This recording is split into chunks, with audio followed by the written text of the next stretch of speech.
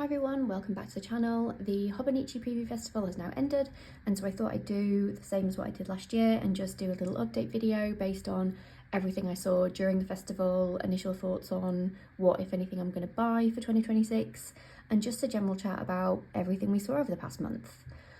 First things first, I am going to talk about the paper because let's face it, for a lot of us, that was the main thing that we wanted Hobonichi to address. For those that may not know, the paper this year wasn't great, I'll be honest. Well, in my A6, great, fine, perfect. In my weeks and my cousin, not so great. We saw bleeding, feathering, stuff that we've never really seen from Hobonichi before. The new Sans and Tomoe River paper was a bit of a letdown for a lot of us, particularly those with a 5-year and a cousin. They seem to be the worst affected. And thankfully, Hobonichi very early on addressed that.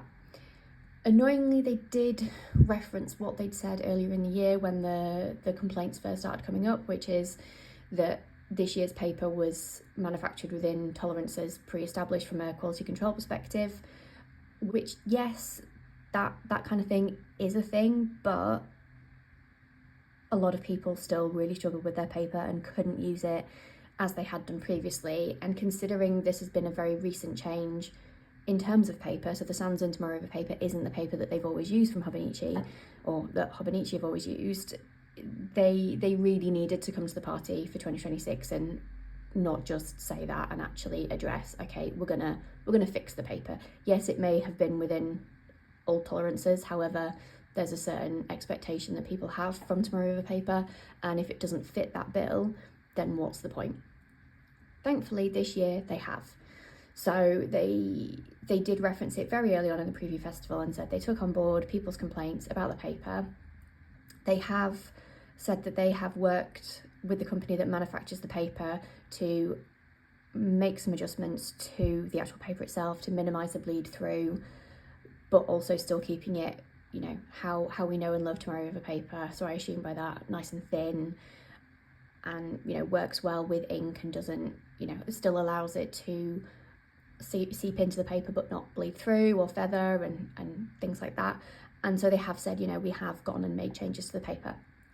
I'm obviously waiting to test it myself, but I've seen a lot of videos from various different companies and brands who either manufacture their own planners and are choosing to stick with Sans and Tomoe River. So Sterling Ink is one of them, who have tested it and gone, yeah, actually no, we like the paper for this year, we're sticking by it.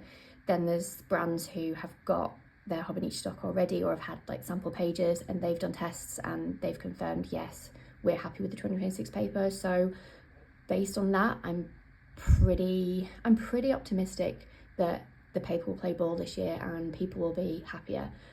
Whether it's enough for people to go and make the choice to stick with Hobonichi for 2026, it'll be interesting to see. I'm still seeing a lot of buzz online around Hobonichi. I think there may be a select group of people who go, do you know what, you've burned me, I'm going to move away to another brand, and that's fair. But there does still seem to be a lot of people still quite loyal to Hobonichi and reasonably happy with the response and hopeful for 2026, and it doesn't seem to have poisoned them against Hobonichi. We'll see. Spoiler alert, I am going to buy a Hobonichi for 2026, so as soon as it arrives I will obviously be doing a pen test. I'm sure there'll be like a million videos of pen tests, but I will add mine to the group and obviously compare it to this year's pen test pages. But yeah, in summary, I'm pretty happy with their response about the paper. I'm keen to try it for 2026. I haven't decided to ditch Hobonichi. I think if some of the planner brands, like some of the more indie planner brands, if they'd have all ditched Tomoe River for 2026, I would probably be a little bit wary. But the fact that a few of them have decided to stick with Tomoe River, it gives me confidence, because if they're happy to put their money behind it, then why shouldn't I, but it gives me the confidence to do the same, basically, and it's a lot less money that I'm investing. So yeah, very brief conversation about freebies. For those that don't know, when you buy a Hobonichi, you do get a free Uniball Jetstream pen. This is not a Hobonichi version, but it's basically the same pen, but with 3 ink colours and Hobonichi branding and colourways and things like that. I'm not a huge fan of the colourway this year. I do have a million pens from last year that I bought when well, not that I bought the pens, but when I bought the planner in Japan, I bought 3 planners, so I got 3 pens, so I don't need another pen this year, and I use this more than anything. But that's the same every year, just the colour changes. You'll either love it or you hate it. And the freebie for this year is a tiny robot paperweight, which is cute, but I don't need a paperweight. I'm a paperclip kind of person for holding pages back. But cute little freebies this year, only if you order from Hobonichi direct. So there will be some resellers who just order from Hobonichi and get the freebies and then distribute them with your planner. But if you're buying from a official stockist outside of Japan, they do not come with the freebies. So just something to think about if you are keen for that pen and the paperweight, you will need to order from Hobonichi direct. The other thing to briefly mention is that Hobonichi are now bringing out an app this year. It's quite a cool sounding app, to be honest. It's basically a companion for your journal, and I love the idea of it. It's basically to help you journal effectively. So it captures things from your day, and then you can kind of have your phone set out when you've sat down at the end of the day maybe to journal, or maybe a few days later if you get a bit behind like I often do, and it's all kind of there so you can transfer it to the journal. Some people might think, well, why are you repeating it? But for a lot of us, we enjoy the act of journaling, the sitting down for 5 minutes, 10 minutes, writing about our day, maybe being decorative with the pages, things like that. So for someone like me who might be a little bit behind on journaling and would like to have a bit of a repository just to remind me of what happened on that day, I'm all for it. There's other elements to it, and I think probably more will come over time. There is a premium subscription. They're going to be trying to make money out of it. The first thing that they have announced that is more of a premium feature is sized printing of your pictures that are sized perfectly for the Hobonichi books. I mean, that's something you can very easily do yourself, but not necessarily as easy from your phone. So I think they're just going for, you know, ease of updating your planner, updating your journal. Again, cool idea. Not for me, the subscription part. I have a PC and a printer and things like that. So if I want perfectly sized pictures, I can do that relatively easily myself. But for a lot of people, that will create a nice little easy, I guess, work stream to get from lots of pictures on your phone to perfectly in your journal with all of the information from your day about what you did, so that you can create these gorgeous pages and not have to either do it in day or remember what you did 3 weeks ago because you were a bit behind on journaling. So yeah, love the idea. It's a nice combo. It's a nice companion to the journal. I'll probably download it, have a little play around, see how I get on with it, because I am going to continue my journaling into next year that I started this year in my A6. I have this that I have been updating basically every day, and the app will probably come in quite handy for it. So cool idea, love it. Okay, now let's get on to the products that was actually announced and released. I have a few that really caught my eye. I'm not a cover person, so if you saw my previous videos about Hobonichi, I've mentioned quite a few times I don't really do the covers. Literally the Tragan that I've got my A6 in is pretty much the first, I think, official Hobonichi cover I've ever purchased, and it was purchased because it's got pockets, which is perfect for my scrapbook, so I keep all the ephemera and things like that in there until I'm ready to journal. So I'm not going to talk about the covers really. I'm not really going to talk about Hon, which is effectively the book, but it's got a cover akin to the weeks, so you can kind of use it all in one without needing a cover. I like just having the cousin with its kind of lack of cover, and then I can just put this clear cover from Midori on, add some stickers and do my own thing. Never really been drawn to the Hon. The only bits that I've heard about the Hon this year is quite a few people are disappointed in the range of choice of covers. It seems quite slim. They were hoping for a bit more. I think it's probably a thing of they launched the Hon a couple of years ago, potentially sales haven't been as strong as they hoped, and therefore they're not investing as much in covers for it as, say, the weeks, where they obviously sell a hell of a lot more. So it's only been around for a few years, but it does feel a little bit, from what I'm hearing from Hon users, that they're not investing as much in different covers, which is a shame, but they're a business, they have to make money. If they're producing thousands and thousands of Hons that are then going unsold, you're going to pull back on the designs. The things that always get me every year pretty much from Hobonichi is the accessories. Like I say, because I don't really do the covers, the accessories is where it's at for me, and they always have some cool stuff. So the bits that really struck me this year, the Penko rack. This is a cool little idea for keeping your planners on display or kind of neatly on your desk or bookshelf or whatever it is. I love the idea of it. I have a crate currently with my books and stuff in, and some of the stuff is quite wide because I keep my pouches in there as well, so I probably won't purchase it because I have a better solution. But for someone who has a few different journals that they want to keep on their desk, great idea. You can remove the wire bit so you can make it, you know, for if you've got some slightly bigger books and thinner ones. It looks really cool. Because it's Penko, it's quite expensive, so in the UK it'll be £34, which feels like quite a lot. The next accessories that caught my eye was a new range that they have brought out for 2026 called, I'm going to butcher this, Suki no Iro, which is basically a range of colour matched accessories to the colours of the months. So you'll see here, each month in the planner has a different colour. They've finally cottoned on to that there's lots of people making stickers and page flags and things like that to match those colours, so they've just done that. They've got page flags, they've got normal stickers, they've got kind of planner stickers. They've also got a range of pens, but there's been quite a lot of conversation about the range of pens because they're not all perfectly colour matched. They've basically taken pens that already exist from a brand and then just packaged them up, so they found like the closest one. If you are keen to get actual matching colours, Jet Pens every year releases a list of all the pens that match the colour, and they do it in a couple of different variants. So I think they have like one for gel pens, one for I think like fine liners or felt tips, so you can actually get a perfect pen and a perfect match. So it's not brand loyal, it can literally have 5 different brands, but you get a perfect colour. On the page flags and things like that though, they do look to be perfectly colour matched, so I do like the idea of those because, as you can see, I love a page flag, and colour matched page flags, yes. They also have some add-on sticky notes, which I like the idea of. It's basically a tip-in. So if I'm using the A6, for example, and you run out of space, because sometimes, you know, a day per page isn't a huge amount, this effectively allows you to double your space.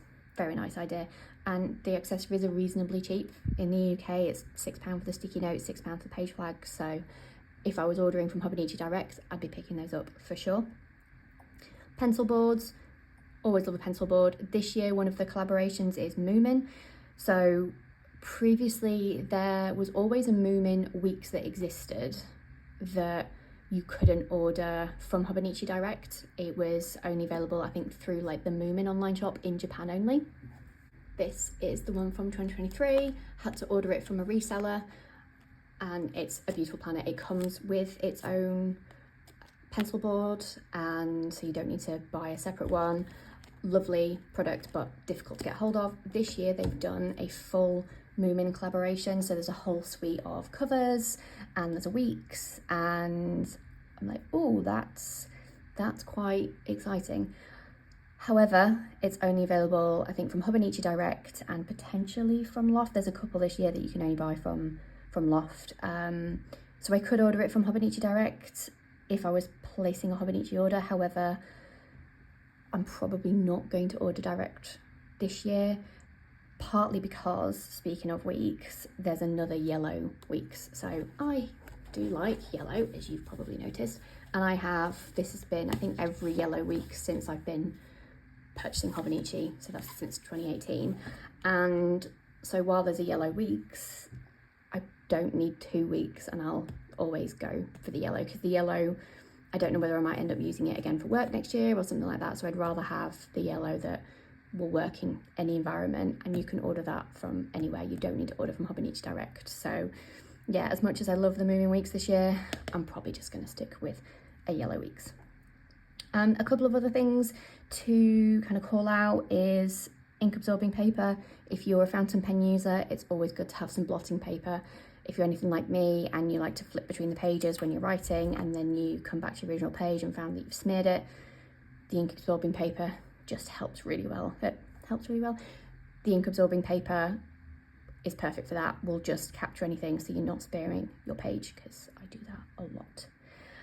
The only other thing that I do want to call out that I did not mention is, so the cover that I've got for the A6, the Tragum, looks like it's been quite successful. They added, I think, 1 or 2 more colours in the spring, and they've added more colours again this time.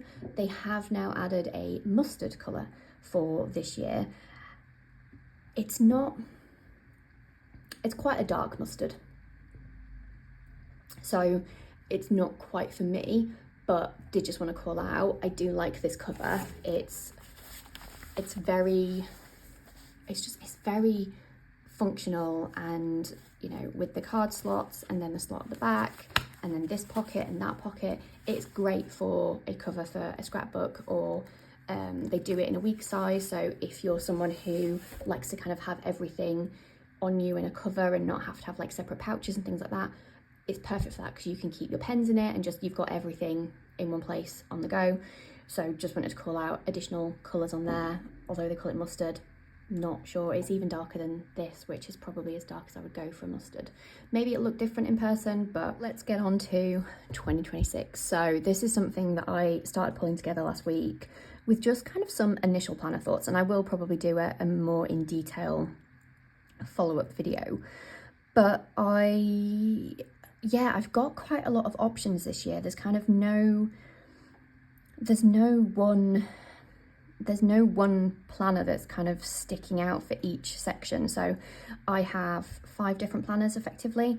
I have my main planner, I have my everyday carry, I have my journal, I have a work planner, and then I don't have a specific Lethbridge paper planner at the minute. It's just kind of in here along with other stuff. So I would quite like to kind of carve out a special planner for that.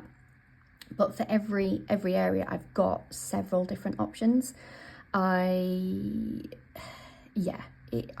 This is the most torn I've been in quite a while. A lot of my main planner tornness has been around kind of not knowing whether the Hobonichi paper was going to be good this year. So I have been doing some research on other planners that are available, and I've also been in my Filofax, well, not my Filofax, but in my Me Plus for a couple of months, and I have been enjoying it. But recent weeks I have flipped back into my cousin just to try and reinvigorate my planning energy.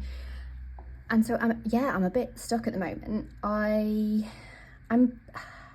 think what I'm probably going to do as an initial is, I always buy weeks. I can't not, and I know that I will find a use for it or jump in and out of it through the year, and I'm getting a bit more comfortable with sometimes my planner needs change across the year, so I might need to flip between a few. So I'm definitely going to buy a weeks in yellow. And then I'm kind of gravitating towards, I have enjoyed journaling in the A6 this year, but I have found that some of the pages I have not quite had enough space, and some days are better than others. But I'm kind of thinking, rather than getting the same one again, I think I might go for a day-free A5, so a day-free cousin. So you don't get the full 365 pages, but you obviously get a bigger page size. So I'm thinking, rather than filling a page unnecessarily, because that is happening sometimes, that I don't necessarily need to write anything each day. Sometimes it'll just be a picture. But some days I feel like I need, particularly when I'm on holiday, I feel like I need more than an A6 page. So I'm gravitating towards the day-free cousin to then just allow me to fill it as and when. Hopefully I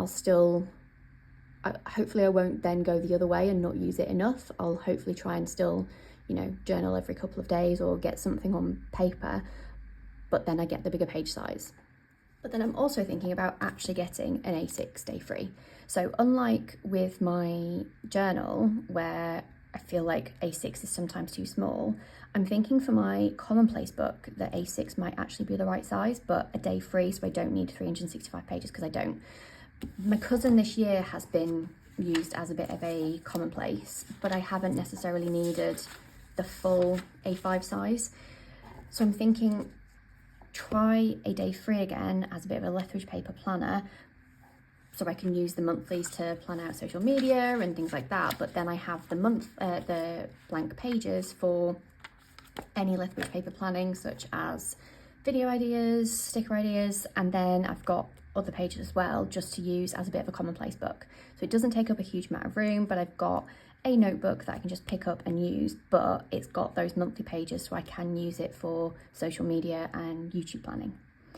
And so I'm thinking with that, I've got day free A6, day free A5 cousin, and then a week's. I can get all of those locally quite easy. So I do have a local store literally half an hour away that is a Hobonichi partner, and so I can order those and a few bits from them rather than ordering directly from Hobonichi, because it's all stuff that I can get easily. And they're all day free, so they're quite low risk. I'm not buying a huge, massive cousin that if I don't use it I'll feel really sad. They're all like, I will be able to find uses for all of those quite easily this year, or next year rather. And so that's kind of my initial thoughts. It will also then allow me to test the paper like I have done this year. So this year I've had all 3 sizes, so I've been able to test the paper, see if one performs better than the other, and I'll be able to do all of that.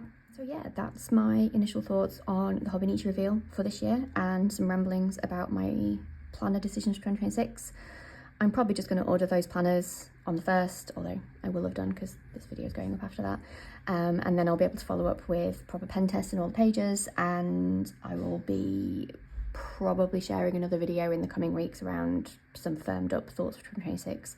I think my bigger issue is going to be definitely the main planner, because I've jumped back into my cousin just to kind of get out of a planning rut. I'm now, do I need the A5?